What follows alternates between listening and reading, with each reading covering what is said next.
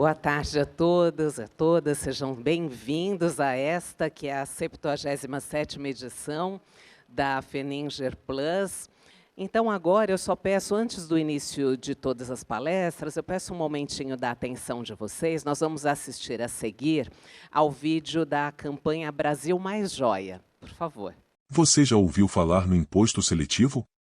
Se você já se informou sobre a reforma tributária, já sabe que o setor joalheiro será impactado de forma negativa. Preste atenção até o final desse vídeo e entenda por que você deve dizer não ao imposto seletivo. O setor joalheiro gera cerca de 270 mil empregos. Atualmente são cerca de 2.000 indústrias. E conta com mais de 28 mil pontos de venda em todo o território nacional. Com a proposta atual da reforma tributária, toda essa cadeia sofrerá negativamente com impostos abusivos e impróprios. Em teoria, o imposto seletivo tem como função coibir o consumo de bens e serviços com consequências negativas à sociedade.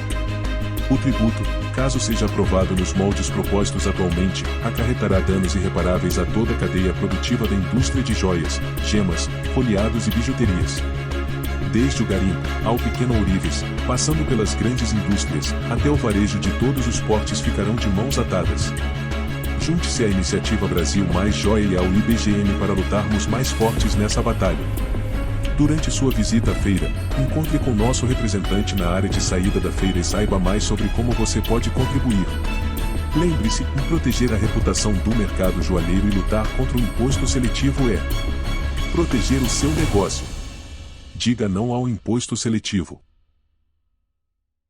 Então, agora sim, nós vamos iniciar o conteúdo de acordo com a nossa programação. Primeiro tema de hoje, das Trends, vamos abordar macro tendências de produto 2023-2024. Conheça-as e amplie a assertividade de suas compras. Para falar sobre esse assunto, nossa convidada de hoje é Márcia Crossi, formada em propaganda e publicidade, pós-graduada em Fashion Marketing and Communication, certificada pelo Programa de Desenvolvimento de Conselheiros do Instituto Evaldo Lodge, com mais de 30 anos de atuação no setor joalheiro, é diretora da DGNG, Design e Negócio, consultoria especializada em planejamento estratégico de marcas, design de produtos, pesquisa de tendências de consumo e comportamento e treinamentos para a indústria e varejo de joias, folhados e bijuterias. Além disso, Márcia Crossi é coautora de 4 edições do DGNG Book, Interpretando Tendências, uma publicação que visa traduzir as principais tendências mundiais para a cadeia produtiva joalheira. Então, vamos receber a partir de agora a Márcia Crossi. Seja bem-vinda, Márcia. Agora é com você.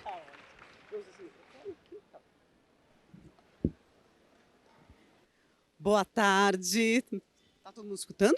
Então, é porque eu não me escuto, é muito estranho, né? Eu falo, mas eu não me escuto, né? Então eu falo sem parar, vocês vão me dizendo quando vocês pararem de me escutar. Primeiro, estou super feliz que eu estou vendo um monte de pessoas importantes, queridas, presentes na palestra. Então a gente fica mais animada de fazer a melhor palestra possível aí para vocês. Bom, a gente vai falar um pouco sobre as 4 principais macro tendências que a gente está trazendo para o ano de 23 e 24. Entendendo que as macro tendências, elas perduram, né? Elas não são tão instantâneas, elas demoram de acordo com região, comportamento e perfil de consumo, elas são absorvidas e são impactadas de forma diferente. Então pode ser que numa região a gente já esteja vivendo alguns sinais de alguma delas e outras ainda vão começar a estar ganhando força e aplicando. Mas qual que é o nosso grande objetivo aqui? É entender que tendência e comportamento elas são traduzidas em formas imateriais. E vocês, como compradores, designers, como dentro da Feninger, estão buscando essa informação para poder consolidar uma apresentação de coleção, de como deixar ela mais... Qual é o storytelling que eu vou trazer para essa coleção, como eu vou agrupar peças que eu compro em fornecedores diferentes, mas quero dar a mesma história ou construir um conteúdo para ela. Então, a gente vai direcionar um pouco contando o contexto, como que isso se traduz em formas e materiais e como que vocês podem buscar isso hoje dentro da Feninger e construir a coleção de vocês. Então, Esse é o nosso objetivo. Então, perguntem, interfiram, parem, perguntem, tirem dúvidas. A ideia é a gente trocar ideias aqui. Então, vamos lá. Vamos lá se ele for, né? É esse? Quem me ajuda? Ah, foi. Pera, agora volta. Então, a gente está trazendo o DGNG Book, Interpretando Tendências. Ele é um caderno que a gente... Qual é o nosso objetivo? Ele é totalmente focado no setor de joias, folhados e bijuterias, aonde a gente traz as pesquisas dos grandes birôs de tendência, como WGSN, Carlans, Pantone e entre outros birôs de pesquisas, a gente traduz como que essas tendências se aplicariam dentro do nosso setor, que tem características específicas. Então, às vezes, a tendência ela é muito ampla para a moda, para o fashion, e como que a gente traz isso no ouro? Na gema, às vezes a cor que está em destaque não é a cor de uma gema que a gente tem. Como que a gente faz essa adaptação? Como que a gente traduz? Pegando um exemplo aí da Barbie, né, com essa febre toda, que a gente tem um pink intenso, a gente tem uma safira rosa, a gente tem uma rubelita, né? E que às vezes a gente tem que adaptar, só que são valores de gemas, às vezes, num valor mais alto. E como que a gente traz isso para uma coleção de um valor agregado menor ou mais baixo, onde a gente vai ter o quartzo rosa, a gente vai ter um tom que já não tem um pink, uma intensidade da cor. Então, e entendendo que às vezes a cor, a gente vai trazer o conceito não só na cor, mas na forma que a gente vai representar. Então, eu vou apresentar as 4 macro. Primeiro eu quero contar um pouco para vocês dessa construção do book. O book é feito pela Janiene Santos, que hoje ela mora nos Estados Unidos. Ela é a primeira brasileira a escrever um livro sobre cool hunting, sobre pesquisa de como fazer o processo das pesquisas de tendência. A Daniela Jacon hoje é uma designer dentro do setor joalheiro, que está alinhada com os processos e formatos de produção. E eu, que sou aqui, que acabei de ser apresentada aí para vocês, que nós 3 fazemos essa pesquisa e trazemos essa atualização a cada ano do DGNG Book. Primeira macro tendência que eu vou apresentar para vocês é a Deep Water, né? Então, a gente tem 4. A primeira dela, a gente vai falar muito, que talvez seja a mais evidente, a que a gente já esteja encontrando muito material aplicado dentro dos estantes. Então, uma atenção de vocês na hora de vocês olharem as vitrines, porque a gente já está encontrando alguns desses produtos já sendo explicados. Ou como, mais do que isso, vocês podem pegar o estoque de vocês e fazer um novo agrupamento com as características apresentadas do Deep Water ou das outras 3 macro tendências e criarem um novo storytelling para dar um refresh na forma de vender o produto de vocês. Aqui o foco é a água, né? A gente tem um conceito da água como escassez, como um cuidado, uma atenção, uma preservação, a poluição. A gente está tendo um olhar crítico e atento sobre o oceano, o lixo jogado, a preservação, as espécies. E aqui o Deep Water, a gente tem um convite para uma imersão, um mergulho. Então, diferente do ambiente da praia, areia, sol, a onda na parte da superfície, aqui o nosso olhar é o mergulho, é a imersão. E a experiência do mergulho, ele é completamente diferente, porque a gente sai da temperatura do calor, a gente entra no silêncio. Vocês concordam na hora que a gente está mergulhando?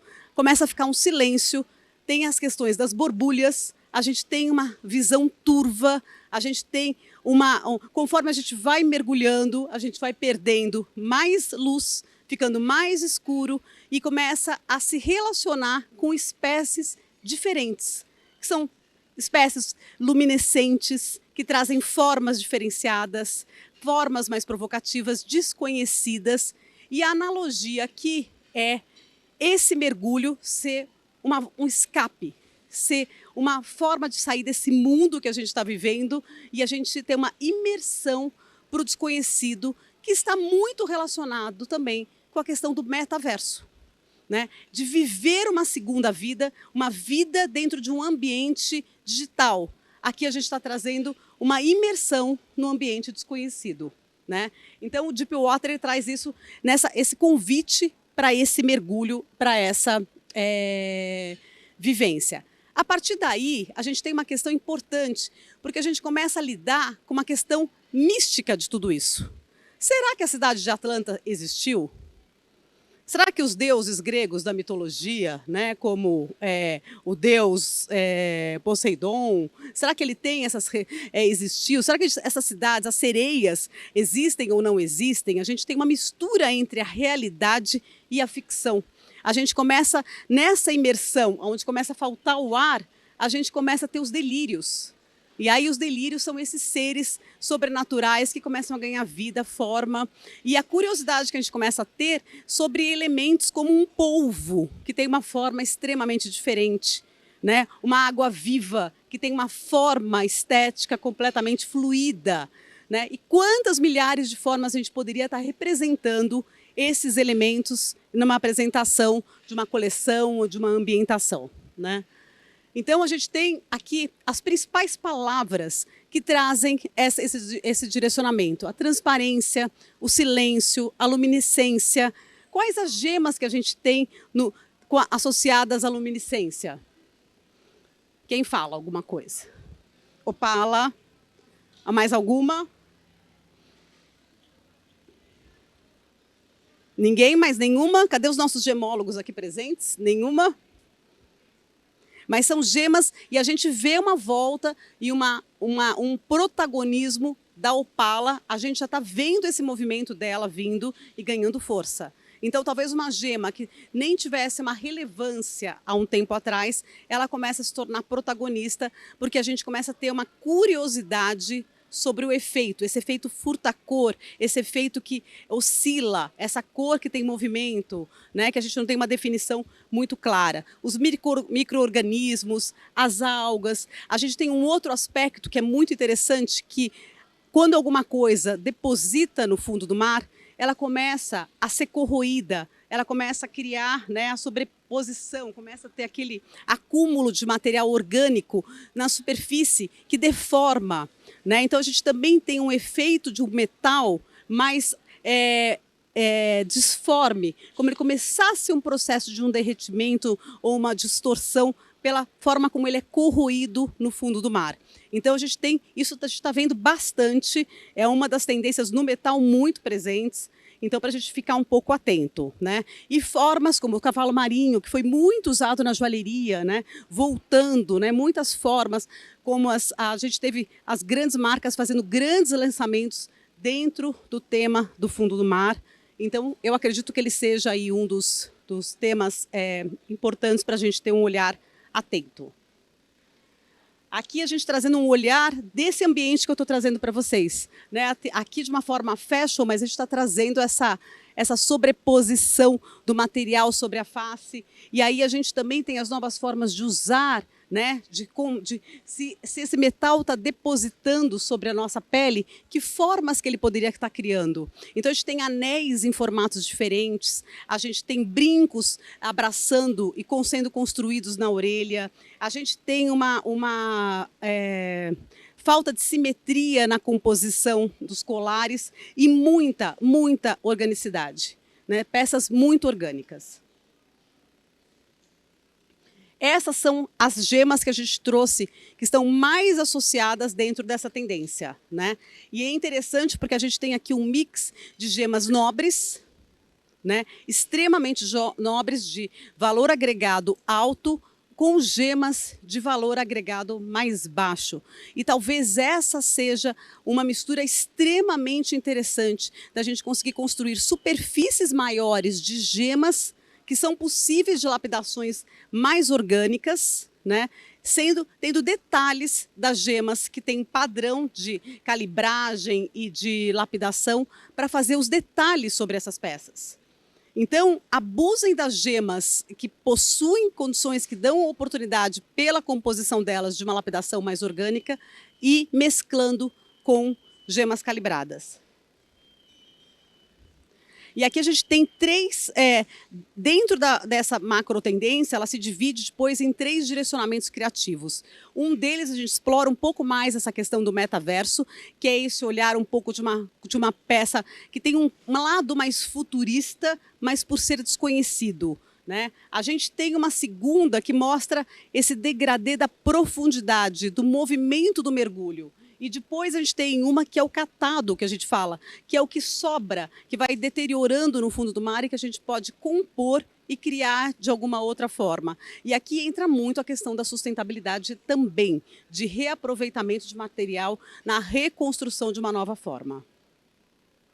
Então a gente tem aqui as conchas, os corais, a ação do tempo, né? Ser prevista esse tempo que a peça ficou depositada no fundo do mar, criando uma nova estética, uma nova forma. Alguém quer falar alguma coisa, contribuir? Pois não.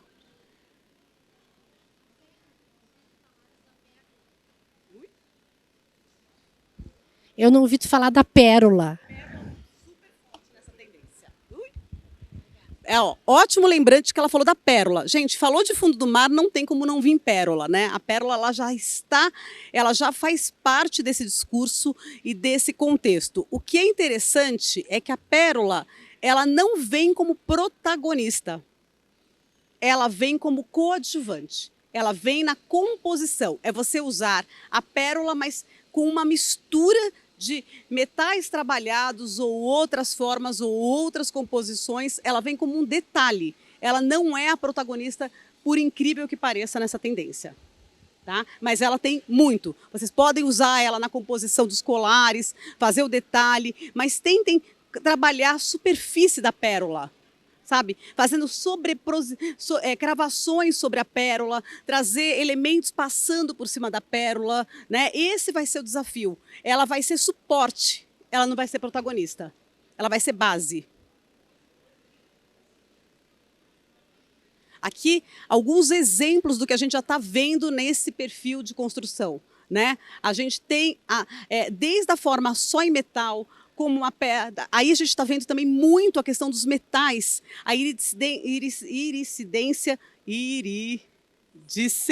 do metal, né, trazendo cores diferentes. A gente está vendo isso na Feira de Vicenza, tinha muito, né? Então a gente percebe que isso vem, claro que mercado brasileiro, a gente tem que entender como é que isso é absorvido no mercado nacional, mas a gente viu muito. Então, pode ser uma aposta para você trabalhar os 10%, a diferenciação. Lembrando que a gente, quando está trazendo todo esse contexto, a gente sempre tem que lembrar que as coleções elas são formadas pelos 10%, pelos 30% e pelos 60%. Então, os 10% é uma aposta, gente. É o diferencial, é alguma coisa que demora mais para vender, mas ao mesmo tempo é a que projeta, que dá um marketing, que você pode construir a todo o storytelling da coleção, que gera mídia, é a que dá o buzz, mas o que vende são os 30 e os 60. Então, tem que diluir o conceito depois em formas comerciais, mas que você não perca essa essência. Então, aqui é um direcionamento. Faça uma aposta de uma peça diferenciada para você poder trazer o conceito, mas depois dilua isso de uma forma comercial. Segunda macro tendência, gente, Spiritual Alchemist. E aqui é super interessante, porque a gente sai do fundo do mar, né, nesse contexto de uma busca, e a gente vai para uma outra busca, que são as respostas, né, do futuro, né? Eu começo a ter um questionamento, tanta incerteza, o que os astros vão começar a me responder? Como eu poderia ter, quem não gostaria de ter um oráculo para poder sentar e fazer uma consulta sobre o que vai acontecer amanhã? Então a gente começa a ter curiosidade sobre o futuro e a gente começa a olhar para as estrelas, para o tempo, na busca dessa resposta. E aí a gente tem esse spiritual alchemist, porque os alquimistas eles transformavam os metais não nobres em ouro. Essa era a grande busca deles. Transformar metais que não eram nobres em ouro.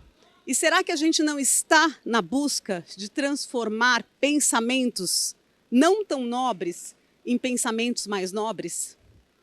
Será que a gente não está no movimento de tentar melhorar a nossa forma, de fazer uma alquimia nesses haters, nesses desejos, nessas empatias que a gente está tendo, assim,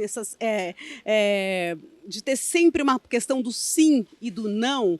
E será que a gente não está querendo transformar um pouco esse ódio, né, essas inseguranças em coisas mais leves, mais fluídas, mais benéficas? Então, eu acho que esse desejo de transformar, né, o que não é bom em bom é um desejo que acho que não só os alquimistas tinham, mas a gente começa a buscar um pouco sobre isso, né? E nas práticas alquimistas tem alguns elementos importantes. Eles sempre traziam o fogo, né, como um aquecimento, né? Na verdade, era uma iluminação das ideias, mas o que a gente quer aqui é aquecer a frieza dos pensamentos para deixar eles um pouco mais aconchegantes, quentes e suaves, né? Então, a alquimia ela vem como um elemento aí para a gente refletir sobre o que a gente quer. E aí a alquimia também trazia a pedra filosofal, né? Que era essa pedra de transformação. E ela traz muito um contexto do amuleto também, né? Do que a gente quer ter, que tenha o poder de transformar as nossas formas de agir e de pensar. Então, a gente tem nessa tendência aqui muitos elementos dos amuletos, das joias de sorte, das joias de proteção, das joias de cuidado, né? E aí entram muito o tarô, e um elemento que apareceu muito forte para a gente foram as bolas de cristal, né? São as esferas de cristal, como se a gente pudesse ler o nosso futuro dentro dessas bolas de cristal, né?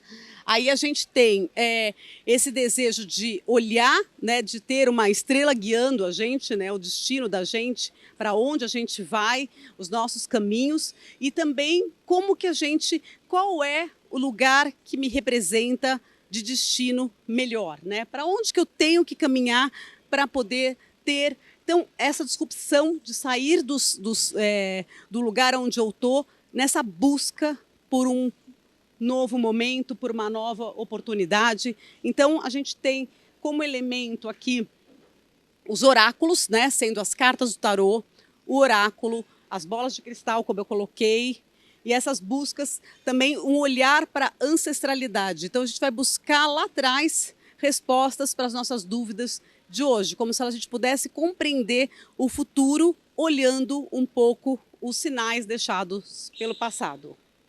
E aí a gente tem a Mesopotâmia, o Egito Antigo, como a origem da astrologia, né, onde começa essa pesquisa, e a gente tem um olhar estético muito para esse ambiente, que a gente vai trazer nas imagens. A gente traz essa textura, essa composição de uma cartela de cor muito terrosa, né, muito natural, muito forte, né? Esse aspecto que a gente teve vários desfiles trazendo essas referências, então a gente percebe como isso está forte, né?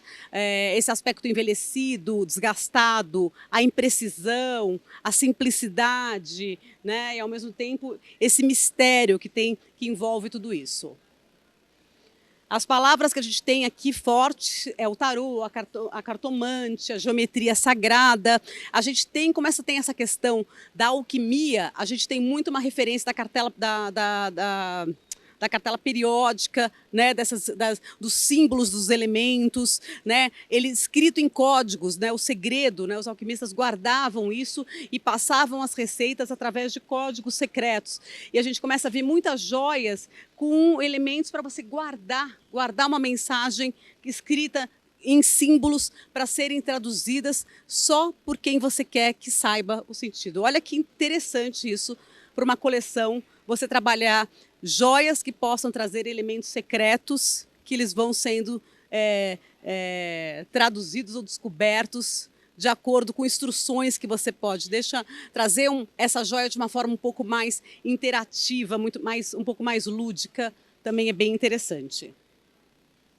A tecelagem, a gente tem aqui também os tecidos, os fios tramados com ouro.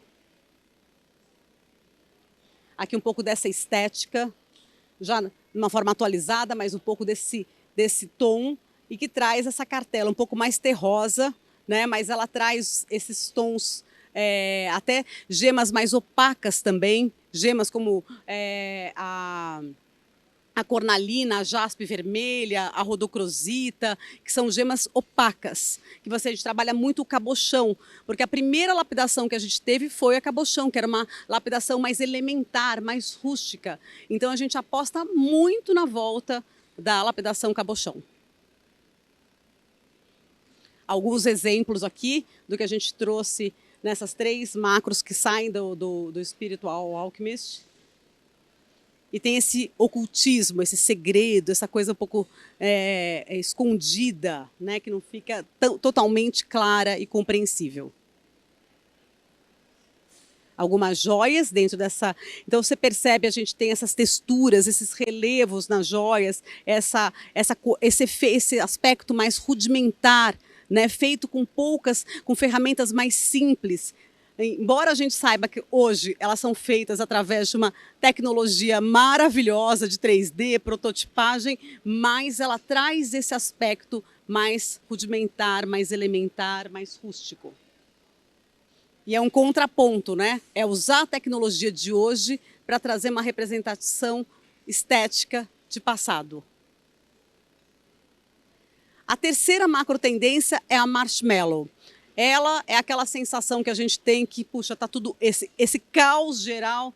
Quem não quer pular numa piscina de marshmallow e ser abraçada, bem cor-de-rosa, bem pink, e você ser quase, se você olhar, virar para o lado, você sente o doce dela, e ao mesmo tempo ela te envolve, ela te abraça. Então esse aconchego que o marshmallow traz, e ao mesmo tempo toda essa linguagem lúdica que ele abraça, que a gente já tem bastante coisa. O Barbiecore que a gente está falando, né? A Carol vai falar bastante, aí vai dar uma pincelada para a gente. Carol, uma pinceladinha ela vai dar para a gente, falando um pouco sobre isso, mas aqui é onde ele aparece para a gente. Né? Ele vem nesse tom, esse rosa vem aqui, porque ele tem um lúdico, ele tem uma brincadeira. E aí a gente começa a pensar como que a gente vai fazer para os metais ficarem fofos. Né? É trazer a fofura para alguma coisa rígida. Então, é muita tecnologia, vocês concordam, para a gente poder trazer essa representação fofa para alguma coisa rígida? Né? Mas, ao mesmo tempo, a gente tem uma vantagem aqui, porque é onde a gente traz o volume sem ter o peso. E aí a gente aparece aqui algumas técnicas, como a eletroformatação, que vem aparecendo muito representada nessa tendência. A gente tem esse desejo de fugir, né? A infância é o lugar seguro, o passado é um lugar que a gente conhece, o colo da mãe é o lugar seguro. Então essa tendência ela projeta a gente para esse lugar de abraço, aonde tudo, então essas formas mais orgânicas que abraçam, são estufadas, gordinhas, infladas, que parece literalmente que a gente encheu o metal de ar para dar esse aconchego. Aqui a gente não tem ponta. Não tem bico, não tem nada que agrida. Ela é só conforto, aconchego, carinho. Então, quando a gente pensar que ela tem um lado infantil, ela traz uma infância, ela traz um doce, ela traz um jogo, né? Ela tem, numa das tendências, a gente traz muito a volta da estética dos jogos de tabuleiro.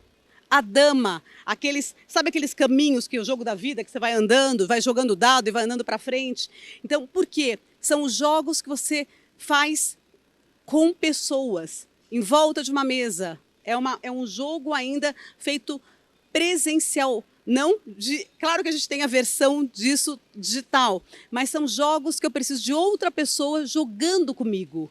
Né? Então traz essa relação de afeto, eu preciso alguém comigo para viver essa experiência. Então aqui a gente está falando muito, a tendência que mais a gente vai falar sobre o afeto. A nostalgia, os games que são todos digitais, aqui os nossos games são jogos. Né? Eles têm esse olhar mesmo do passado, né? Então, se a gente conseguir trazer tudo isso e trazer de uma forma nova, contemporânea, ou até num jogo de metaverso, né, Renata? A gente pode ser... Eu falei da Renata porque depois vocês precisam conhecer. Ela tem uma marca digital que ela tem as joias dentro dos games, né? Depois vocês perguntem para ela, que é bem interessante. Então, essa questão da brincadeira, do fun, do divertido, ele é muito bom. Colorido, né, gente? Aqui não tem como economizar na intensidade da cor. Ele é vibrante, ele é alegre, ele é divertido. Aí a gente tem uma questão aqui que é interessante, que a gente tem o melted, que é esse derretido, né? Então, quando você tem afeto e carinho, as coisas saem do estado rígido, duro, de ponta. Então, tudo que é duro e que pode machucar, ele derrete e tem uma forma mais arredondada. Quando você tem um cubo quadrado com ponta e você põe calor e ele derrete, essas pontas ficam mais orgânicas. Então, eles param de ter um aspecto agressivo e ficam no aspecto carinho, de afeto, né? Então, isso talvez seja o ponto mais forte dessa coleção. E a gente está vendo bastante coisa já aqui na Fenninger, eu vi bastante joias já dentro dessa linha estética do mais infladinho. Então, a gente tem a bala de goma, as formas imprevisíveis, sem controle, porque até entra aqui os brincos assimétricos, né, que já é uma tendência que está cada vez fortalecendo mais, da gente ter um lado de um jeito, o outro lado do outro, porque se derreteu, a gente não controla.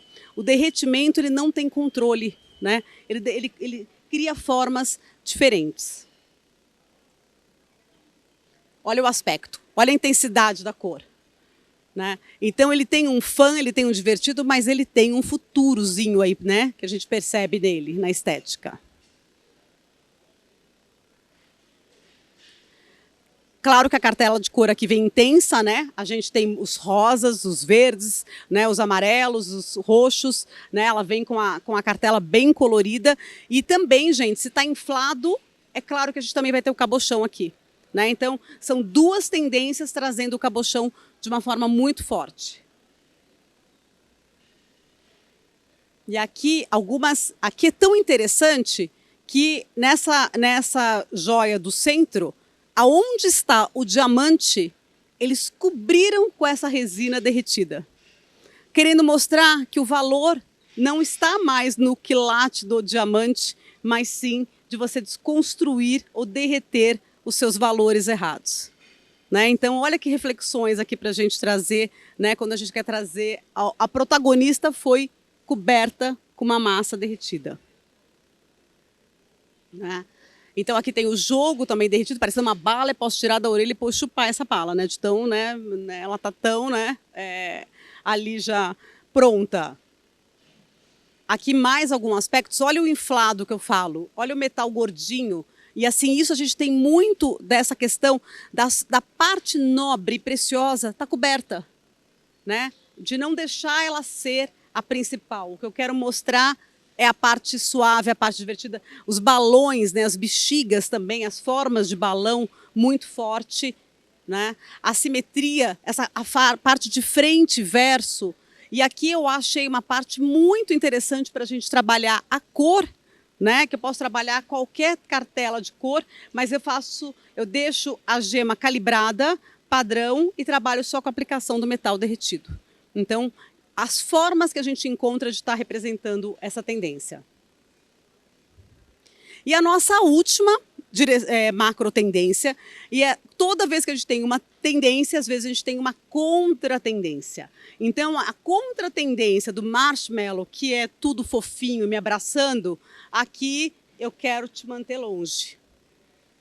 Eu não quero você mais, passou a pandemia, eu já te abracei depois da pandemia, agora fica você aí, eu fico aqui, tá tudo bem? Vamos manter essa separação? Vocês ficam aí, eu fico aqui? Né? Então a gente está, até teve o desfile da Chanel, que foi muito comentado, porque ela trouxe capacete, né, gente? Ela trouxe ela trouxe o universo do motoqueiro, do motociclista, e trouxe os capacetes. E a verdade é porque eu não quero que você adivinhe o que eu estou pensando. O capacete ele vem para bloquear o meu pensamento, porque hoje eu falo e o iPhone me responde, a Siri me responde. Né? A tecnologia está aqui, ó, sabendo tudo que eu estou fazendo. Então eu até coloco um capacete para blindar o que eu estou pensando, para ninguém escutar, nem a Siri, nem o iPhone e nem ninguém. Então a gente começa a ter aqui o self-protection é assim, é uma proteção do meu pensamento, da minha forma de pensar e da minha privacidade. Então eu começo a trazer pontas, armaduras, eu ponho proteção sobre o meu corpo para te manter distante, para que você não leia os meus pensamentos. Aqui a gente tem essa fugas, a gente sai desse afeto da segurança, é como se eu tivesse que sair por um caminho que eu vou desbravar, novo, que eu tenho insegurança sobre ele ainda, né? Eu tenho muita insegurança do que eu vou viver, então para ir para uma guerra, eu não ponho a minha armadura, me protejo para poder, se eu encontrar com o perigo, eu estar protegida, é mais ou menos esse sentimento. Eu visto as armaduras, sejam elas de Jorge ou não, né? Mas a gente veste as armaduras e a gente sai em busca de um novo lugar. Então, olha a estética. Isso, gente, vários desfiles trouxeram essas referências, né? De uma guerreira, né? Ela não tem quase que rosto, né? Mas ela tem toda uma armadura fluida. Que isso que é interessante, é uma armadura que se amolda ao corpo, ela assume a sua forma, a sua forma de pensar, a sua forma de agir, e ela cria um escudo para não ser atingida. A gente tem essa referência dos punks da década de 70, e é interessante que o movimento punk ele traz essa leitura, ele era muito mais uma postura agressiva do que eles, na verdade, eram agressivos, né? Era muito mais uma postura para te manter distante, para eles formarem os guetos e eles estarem nas regiões e não serem invadidos, onde eles poderiam estar vivendo a forma como eles queriam viver, sem ninguém se aproximar. Não que eles, na verdade, fossem agressivos, mas era para manter as pessoas distantes, para que eles pudessem ter o ambiente de expressão deles. E é isso que a gente está vivendo hoje. Eu ponho as minhas armaduras e os meus spikes para poder viver o que eu quero sem que você me questione ou me critique ou me agrida. Né? Então a gente tem muito essa coisa das máscaras, as pontes, porque eu também não quero deixar tudo à mostra, eu quero esconder um pouco a minha expressão. Né? Então eu quero ter uma liberdade de agir sem que você me julgue pelo que eu sou também. Então as máscaras são uns elementos também bem fortes nessa macro tendência. E aí a gente tem as joias mais pesadas, né, de volume, né, que elas acabam também fazendo a função de proteger o dedo, o pulso, a orelha. Então a gente vê muito esses brincos que constroem a orelha inteira, que meio que protegem a orelha, que estão dentro, fazendo quase que um escudo mesmo. Né, os capacetes, a gente tem a questão muito interessante da engrenagem, né, dos mecanismos, a corrente da moto, né, a gente tem essa parte, que é a parte da graxa, é a parte suja, né, mas que faz funcionar a engrenagem, né, trazer uma agilidade porque é rígido, uma flexibilidade e um movimento porque é duro, pesado. Então, a gente tem até alguns anéis que são super interessantes, que é um mecanismo. Ele vai girando e ele vai mudando de forma, parecendo uma correia mesmo de uma moto. Esse é o aspecto, esse é o capacete que a Chanel usou, que foi tão falado e questionado, mas é isso, é essa mulher que ela não quer que ninguém saiba o que ela está pensando ou fazendo, e ela quer ter uma liberdade. E, ao mesmo tempo, aqui, a gente também tem uma sensualidade muito grande. Porque essa guerreira, ela também, a moto, né, a motoqueira, ela tem toda uma expressão sensual, de formas orgânicas, que se amodam, colam ao corpo. Né? Aí a gente tem esses tons mais cinzas, mais pretos, o vermelho, né, que a gente tem aqui como... Porque o spike, quando ele espeta, ele sangra, ele machuca, né? Então a gente tem esse lado, esse sangue de contraponto, mas é essa estética que a gente tem, e a gente que bem desses spikes feitos que hoje na prototipagem é tão maravilhoso de ser feito e que era tão difícil de ser feito antes à mão, porque na hora do polimento e do acabamento, as pontas ficavam arredondadas. E hoje, na prototipagem, a gente consegue ter uma definição perfeita desses elementos. E aí que eu falei, olha o anel da engrenagem, o anel que faz a armadura para o dedo, né? Você vê a sobreposição de chapas que protegem a articulação do dedo. O anel que é uma granada, na verdade, né? Como se você tivesse... Se aproxima que eu vou explodir tudo isso, né? Então eu tenho os ângulos, eu tenho barreiras, eu tenho lanças, correntes, parafusos, capacetes. Parafuso, gente, fiquem atentos, muita coisa com parafuso, né? E vai ser uma tendência muito forte. E pensando que o parafuso, ele dá construção e desconstrução. Eu posso compor peças, desmontar peças e fazer novas formas. Então, explorem isso também na parte da criação, que eu acho que vai ser um elemento muito interessante. Aqui, olha o aspecto como ela é mais... A gente tem aqui mais a presença do metal, mas a gente também pode trabalhar uma cravação invertida aqui. Vocês concordam? Eu posso inverter a cravação, eu tenho a ponta, né? Então, aqui dá esse aspecto um pouco mais agressivo e dependendo da forma como eu fizer a construção da cravação, eu trago esse aspecto. Então, tem várias formas. Isso são algumas amostras, né? A gente tem no DGNG Book, a gente tem 4 macro tendências e cada macro tendências tem 3 direções criativas. E a gente tem um acervo de referências estéticas para vocês poderem orientar e ajudar na definição de cada estilo dentro das tendências. Então, acho que é isso. Alguém teria mais alguma pergunta? Acho que a gente tem mais... Aqui a gente... Aqui eu deixo para as dúvidas e perguntas. Alguém? Vamos lá, André. Márcia, você falou agora há pouco a questão do 10%, 30%, 60%. A gente que é designer e trabalha para a fábrica, a gente consegue aplicar isso numa quantidade elevada, que nem você esteve lá na Benefato, eu te mostrei, então, tipo, em conceito, eu consegui te apresentar 3 peças, conceitos que direcionavam a coleção toda. Como aqui é voltado mais para o joalheiro que vende para o público final, é que talvez você até tenha explicado isso em alguma palestra que eu não vim, mas eu acho que seria interessante, não é que tenha também uma fórmula, uma receita, mas explicar mais ou menos como funciona essa pirâmide para que eles consigam aplicar na loja. Porque, entendeu? Não sei se eu consegui ser claro. Entendeu?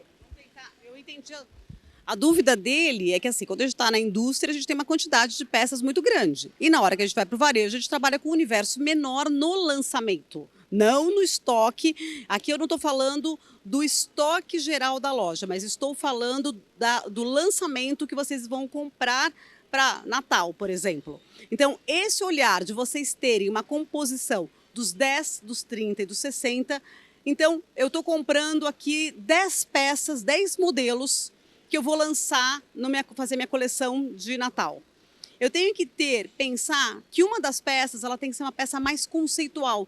E entendam que o conceitual não está relacionado a preço, tamanho e valor. O diferencial está relacionado à inovação, à forma de uso, ao material aplicado, né, à composição. Então, eu tenho que trazer uma peça... Vou dar um exemplo. Poxa, madeira. Será que a minha... Nunca tive uma coleção de madeira na minha loja. Ah, não vende. Se eu perguntar para a minha equipe de venda, ah, não, madeira não vende, ninguém compra madeira. Não, imagina. Pera, vamos testar? Então, para testar, você não pode testar com uma quantidade enorme de peças. Você tem que testar com uma amostra, porque você não sabe se isso vai dar certo ou não, né? Então, os 10% é essa amostra. Eu trago a madeira em 10%. Se eu estou comprando 12 peças, 10% está falando de uma peça ponto 2, vocês concordam? Né? É uma peça conceitual que traz um material diferente, ou uma forma de uso diferente, ou uma composição que eu nunca usei na minha loja. Pode ser que o meu concorrente já tenha usado, que o meu vizinho já tenha usado, mas para o meu universo ele é novidade. Então eu trago essa peça e depois as outras, que são os 30%, eu replico isso sem esse material. Então, o que vai vender vai ser os 30%. Mas a que vai gerar o marketing, a que vai gerar a comunicação, que vai gerar a provocação, que o cliente vai testar, vai colocar e vai começar a criar um relacionamento com essa informação, é o meus 10%. Entendendo, gente, que as marcas que trabalham só com 30% e 60% não conseguem ter uma percepção de valor, de desejo. E as marcas que só trabalham com o 10% têm o conceito, têm o posicionamento, mas não têm a venda. Então é muito importante ter o equilíbrio entre os 10, os 30 e os 60. Ter todas essas opções. Porque isso vai fazer com que você tenha uma peça que já seja de acesso imediato de compra, né? Aquela que vai precisar de um tempo, de uma demanda, para o consumidor aprender a gostar, a se relacionar, porque é aquela coisa, tá? A tendência. A gente está falando aí da Barbie, mas se logo de cara você colocasse tudo pink antes de ter o filme, antes de ter uma comunicação, talvez aquilo gerasse um desconforto. Mas eu preciso de toda essa comunicação para ir amaciando essa percepção do consumidor final. Só que daí, na hora que ele pensar, ele fala assim, puxa, mas tem na loja tal. Foram eles que lançaram. E aí você assume esse papel da protagonista na inovação, na comunicação diferenciada, a marca que está atenta para as tendências, para o futuro. Então, não dá para criar uma expectativa de venda nos 10%, mas dá para gerar uma expectativa de marketing, de ação. O problema é colocar na vitrine, gente, e esquecer esse produto sem falar nada. Se eu nunca vendi madeira na minha loja e colocar na loja, vocês acham que a vendedora de vocês vai querer vender a madeira? Não. Então precisa ter um trabalho de despertar, né, esse desejo sobre esse material para testar se ele vai ser viável na sua marca ou não. Né? Esse é o desafio das grandes marcas. Se a gente pegar todas as grandes marcas do mercado do luxo, né, a gente tem aquela peça do desfile final, né? Aquela peça que fecha o desfile, que ela é a provocativa, né? Quando entra uma Lady Gaga toda vestida de carne num show, é 10%. Vocês entendem? Mas tudo que vai ser vendido depois, né? Quando vem uma Tiffany com um diamante de amarelo desse tamanho, quantos clientes tem para uma peça daquela? Mas o que ela está comunicando na hora que ela traz uma Beyoncé vestida com esse colar com um quadro do Basquiat atrás? Vocês entendem que a comunicação é outra? Né? Quem é hoje que poderia comprar um diamante desse? No mundo atual. Quem são os grandes usuários das Rivieras hoje? Quem são os grandes usuários das colares de pérolas? Jogador de futebol.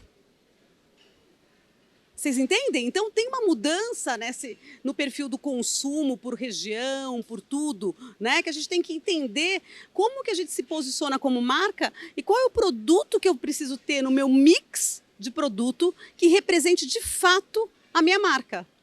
Mas daí vem uma pergunta para sabotar vocês. Se eu não tenho uma identidade de marca, o que eu vou representar? Né? Então, é importante eu entender quem eu sou nesse cenário, né? O que eu quero passar pela minha marca, quer contar de história, né? Como ela quer ser percebida, e os produtos eles têm que ser coerentes com isso. Então, se eu sou uma marca disruptiva, provocativa, sensual, eu tenho que trazer nos meus 10% uma peça que represente esse espírito. Mas vocês concordam que a Riviera, ela é uma peça de valor agregado alto, mas ela é um commodities? Vocês concordam comigo? Ela pode custar 180 mil, 200 mil, mas ela é um commodities. Se eu colocar aqui na mesa, alguém sabe de que marca que é? Não.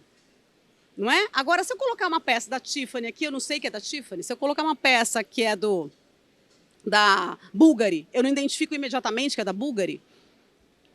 Então, é importante a gente entender qual é o nosso DNA. É claro que vai vender, gente. Tudo que está na mídia vai vender. Né? A gente está pegando carona no marketing dessas grandes empresas. Né? Mas para a gente se fortalecer como marca e o nosso produto ser precificado de uma forma e ser vendido sem ser um leilão de preço, eu tenho que ter percepção de valor de marca. E para isso, o produto é uma ferramenta fantástica para a construção da marca. Mas ela tem que estar alinhada com o meu propósito, com a minha identidade. Então, caminho 1, crie a identidade da sua marca. Caminho 2, adeque o produto à sua identidade.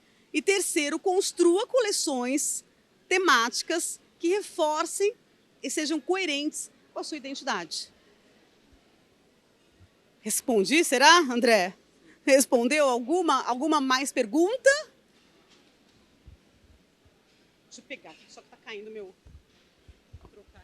É a minha primeira vez na feira e eu gostaria de saber dos 30% e 60% que ficou. Porque, por exemplo, eu sou cristã, a minha marca, a minha identidade ela já é mais feminina. Para conquistar esse público mesmo, eu trabalho como que eu levo essa inovação, porque eu trago muito tradicional. A Riviera eu trabalho muito, por apesar de hoje jogadores usar, é muito clássica. Você vê muito, né? Então, eu trabalho bem com ela. Mas como que eu faço essa diferenciação no meu caso, por exemplo? Qual é o seu nome? Thaísa. Ótima pergunta. Vocês escutaram a pergunta da Thaísa. Maravilhosa. Ela já começou mais ou menos a desenhar a identidade dela, certo? Então, em função das crenças, dos valores, da parte cultural, você está em que região? Interior de Goiás, vocês concordam que é diferente? A gente começa a ter uma leitura do perfil do consumidor dela. Primeira coisa é conhecer quem é esse consumidor, né? Quais são os produtos mais procurados, mais vendidos. Gente, quando eu falei aqui da questão da Riviera, entendam que não é que tem que ter, é uns 60%. Riviera é 60%, tem que ter produto, é bate-caixa, é o que paga as contas. Mas não pode ter só a Riviera. A gente tem que ter os 10 e os 30. Então, quando ela pergunta aqui, que ela fala, eu sou cristã, talvez dentro da identidade dela, o produto religioso seja um produto carro-chefe importante. Então, nesses 10%, o meu conselho é buscar alguma coisa que seja exclusivo da sua marca, né? Alguma coisa que busque toda a comunicação que você quer passar. Mas eu quero ser o quê? Eu quero ser uma cristã fashion, eu quero ser uma cristã country, eu quero ser uma cristã clássica. Vocês entendem que tem versões de estilo de mulheres? Então é adotar esse estilo e comunicar através do branding, da marca, da exposição do produto na loja, na sua comunicação pelas redes sociais, né, no treinamento da sua equipe de venda, porque você está pensando, você está aqui na feira. E se você não voltar para casa e não contar tudo isso para a sua equipe de venda e prepará-la para atender da mesma forma e contar essa história que você quer, isso se perde. Né? Um erro comum que acontece, gente, o estoque de uma joalheria, ela tem lá 60% do estoque dela em peças de ouro com diamante, por exemplo. Mas quem faz a vitrine é a equipe de venda. Daí ela tá louca pelas esmeraldas, que ela tá apaixonada pelas esmeraldas. É 20% do estoque é esmeralda, mas ela faz a vitrine inteira de esmeralda. Qual é a percepção do consumidor quando passa na frente? Que só tem esmeralda. Então, você concorda se 60% é ouro com diamante, 60% do seu estoque da sua vitrine precisaria ser ouro com diamante? E 20% da sua vitrine ser esmeralda? Então, se eu estou falando de 10, 30 e 60, 10% da minha vitrine eu tenho que colocar no conceito, quando é lançamento. 30% eu vou colocar do que é alinhado ao conceito, aos 10%, mas já de consumo imediato, e 60% da minha vitrine dos meus commodities, com os produtos que é bate-caixa da minha marca. Esse seria o equilíbrio perfeito de vitrine e estoque e criação dos produtos de lançamento, de reposição de produto. Então, a gente precisa ter um olhar atento. Ela trouxe elementos aqui, olha, a religiosidade, ela trouxe o feminino, né? Aonde que o feminino entra?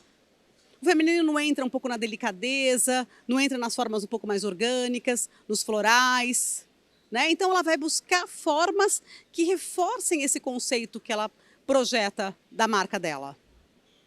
Faz sentido na marca dela ela trazer coisas da self-defense? Faz? A não ser que ela faça uma guerreira religiosa. Seria a forma dela traduzir esse conceito para a marca dela. Daí ela pode construir uma peça que traga essa comunicação, mas que tenha um storytelling de contar como tudo isso vai ser aplicado. Ficou claro ou tem ainda alguma dúvida? Pergunta, porque eu adoro. Quanto mais perguntas... Thaís, respondido? Mesmo? Quer perguntar? Alguém mais? Karina, querida?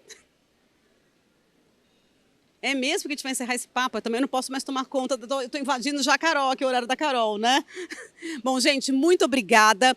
Ó, quero comunicar para vocês, a gente está com um stand da DGNG aqui. Se vocês quiserem mais alguma informação, tiverem alguma dúvida, eu vou estar totalmente à disposição para ajudar vocês. O book, o nosso book é totalmente digital, né? A gente também está comercializando ele aqui e ela vai contar que tem uma promoção especial para vocês que participaram aqui da palestra e estou totalmente à disposição para qualquer dúvida que vocês queiram tirar. Muito obrigada.